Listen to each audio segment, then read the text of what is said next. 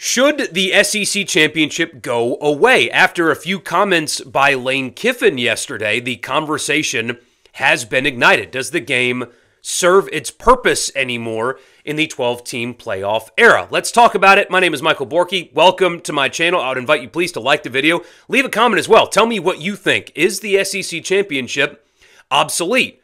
Should it continue? Does it serve its purpose anymore? Tell me about it. Sound off in the comments, and also please subscribe to the channel as well. We do live streams a few nights a week, and I hope to see you there soon. So Lane Kiffin, in his Monday press conference, was asked about the SEC championship, and he said that there's a growing concern among coaches in the league about whether or not it would be worth it, the risk anyway, to play in the SEC championship. And you've got a scenario kind of playing itself out right now in the league with Texas A&M.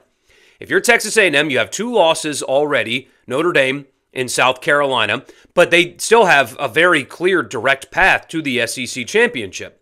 Remember, they've got 2 losses. What happens if they go to Atlanta and they play Alabama and they lose the SEC championship?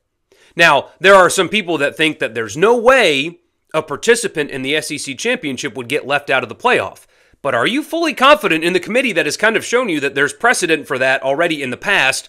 I understand it's a 4-team model versus a 12-team model, but still, we've seen them do it. And Texas A&M would then acquire their 3rd loss, and just within their own league, it would be them compared to, say, Alabama.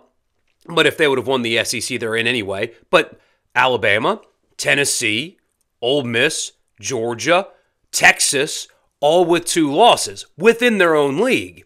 And that doesn't even bring into account like a 1-loss Indiana, for example, or maybe a loser in the Big 12 championship that only has 1 loss. It won't happen like that this year, but you get my point. There is the possibility of that happening, and to say that there's no way that would happen, regardless of what the committee has said about it this year, I wouldn't have supreme confidence that that's a scenario that is not totally realistic, and Lane Kiffin and other coaches in the SEC that have been unnamed to this point would not have a legitimate fear about, wait a minute, I've got 2 losses already.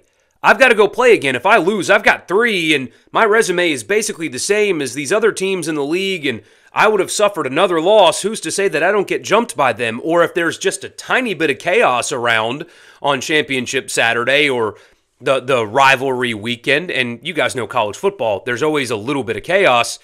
What happens if I play in this game and lose and something else happens and I get left out? I don't want to be compared with other 2-loss teams in my league or, say, a 1-loss Indiana. There is a risk involved in that. It's a very legitimate point from Lane Kiffin. And also there's another factor to this as well, the risk in losing the SEC championship and having to play an extra game. Let's take Texas, for example. Let's say Texas and Alabama meet each other in the SEC championship. Alabama wins, so they get the bye.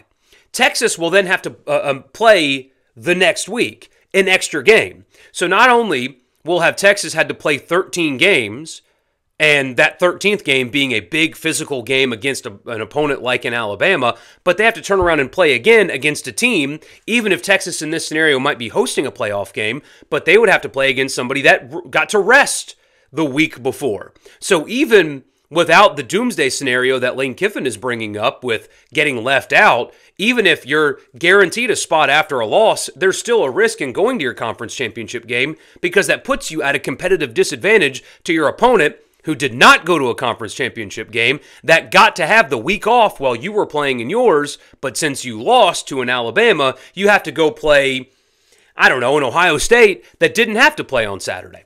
I know Ohio State's likely to play in the Big Ten Championship, but I think you guys are following the point. You would have to play an extra game. So the risk for the SEC Championship is twofold now. It's a 3rd loss for Texas A&M this year could leave them out.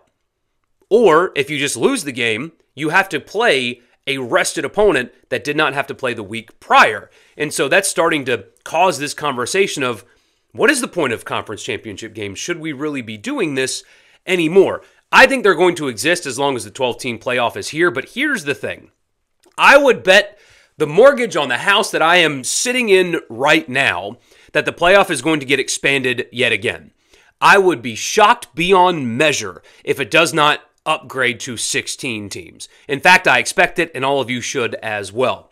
When that day comes, when the college football playoff expands to 16 teams, there will be an argument, and a legitimate one, for the conference championship games going away completely. Because at that point, what purpose would they serve? Yes, it would be great to have an SEC championship trophy in your trophy case. You know what's more important? A national championship trophy, right? And if winning the SEC provides no benefit to you whatsoever, then why would you want your team to go play in a physical game like that when there is really no benefit into winning that game under a 16-team playoff? We currently don't have 16. I think it's going to go that way. But for right now, what do you think? Does Lane Kiffin have a point? Would you rather your team not play in the SEC championship and get left out? Would you rather be in the position that Ole Miss is in, that Tennessee is in right now, where you have your resume, you finish the season, and you don't have the risk of obtaining that third loss the same way that Texas A&M was? It's certainly an interesting debate. It is definitely worth talking about, and it's worth exploring, and people are already doing it, whether or not the SEC championship is worth it. Today it is. If they expand again, you're going to see that game go away. Thank you guys so much for tuning in. We'll be back live tonight talking about the college football playoff rankings, specifically how it pertains to Ole Miss. Glad you guys are here. We'll see you tonight.